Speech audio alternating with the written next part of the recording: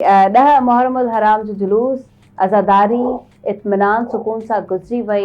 Security जा इंतज़ाम सख़्त हुआ। तव्हां रिपोर्टिंग कई, छा चवंदा इन हवाले सां? जी बिल्कुल, गुज़िरियल ॾींहुं जेको आहे 10 मुहर्रमुल हराम जो जेको मर्कज़ी मातमी जुलूस आहे उहो हर साल जीअं नशतर पार्क खां बरामद थियो, नुमाइश सुरंगी ते पहुतो। अली इमाम बारगाह अली रज़ा ऐं नमाज़ ज़ोहरैन जेकी आहे उहा तिब्बत ते पैदा कई वई।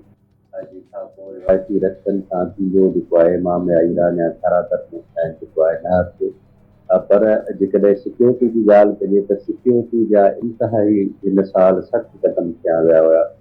लॻभॻि जेको आहे कराची शहर में मजमूई तौर ते 20,000 खां वधीक पुलिस एहलकार ऑफिसर्स ऐं जेके ॿिया इदारा आहिनि उहे तैनात कया विया। ख़ासि करे जेको 10 मुहर्रमुल हराम जो जुलूस हुओ उन जी सिक्योरिटी जे लाइ बि 6,000 पुलिस एहलकार ऑफिसर्स, जंहिंमें रेंजर्स जा नौजवान हुया, SSU जा कमांडोज हुया ऐं जेकी बंदर रोड ते वॾियूं बिल्डिंगूं हुयूं उन्हनि ते निशानेबाज़ तैनात कया विया हुआ।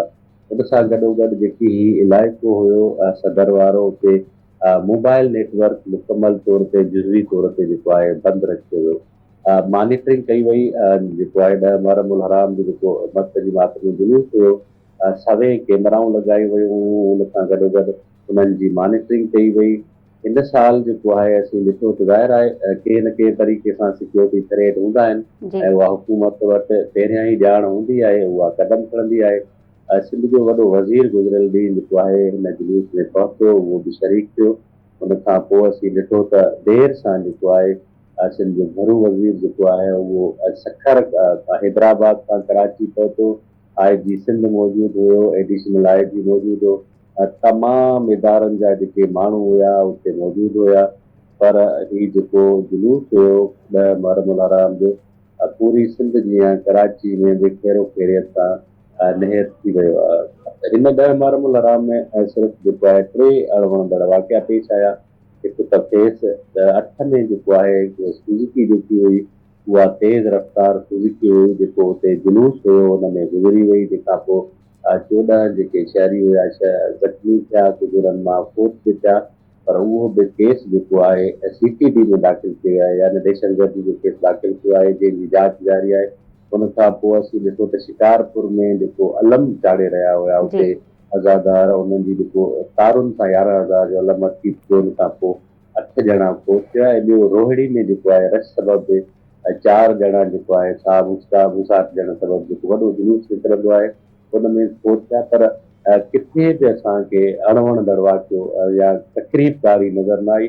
ज़ाहिर आहे हुकूमतूं जॾहिं पहिरियां ई क़दम खणनि थियूं, सिक्योरिटी खे सख़्तु बनाइनि थियूं, त ज़ाहिर आहे उहे जेके मातमी जुलूस आहिनि, हज़ारे माण्हू जेके आहे उन्हनि में बुज़ुर्ग शामिल आहिनि, ॿार शामिल आहिनि ऐं औरतूं शामिल आहिनि, उहे पहुचनि थियूं 10 मुहर्रमुल हराम जे हवाले सां जेको आहे हज़रत हुसैन अलैहिस्सलाम खे भेटा पेश कनि था। उन सां गॾोगॾु उन्हनि जा जेके साथी हुया उन्हनि खे बि भेटा पेश कनि था। त ही जेकॾहिं चइजे त तारीख़ जा जेके जुलूस आहिनि वॾा वॾा निकिरनि था, पर हुकूमत बि ज़ाहिर आहे संजीदगी सां उनखे वठे थी।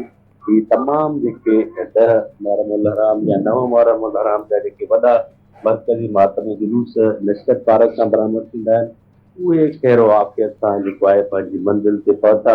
जंहिंखां पोइ मजलिसूं हुयूं ऐं पोइ उहे जेको आहे पंहिंजे घरनि तरफ़ विया। ॿिए तरफ़ इन चकर ज़ाहिर आहे जॾहिं जुलूस ईंदा आहिनि त उन्हनि जी ट्रैफ़िक जे निज़ाम खे बि ॾिसणो पवंदो आहे। ट्रैफ़िक जो निज़ाम बि बहितर कयो वियो। 1100 लॻभॻि 1100 ट्रैफ़िक एहलकार बि तैनात कया विया। माण्हुनि खे रूट ॾिना विया त तव्हांखे जेकॾहिं जुलूस में अचिणो आहे त तव्हां हिन रूट में अचो। ऐं असीं ॾिठो त ही जेके ॿई मातमी जुलूस हुया मर्कज़ी खेर वापसीअ सां जेको इमाम बारगाह ईरानिया खारादर आहे उते न हथिया।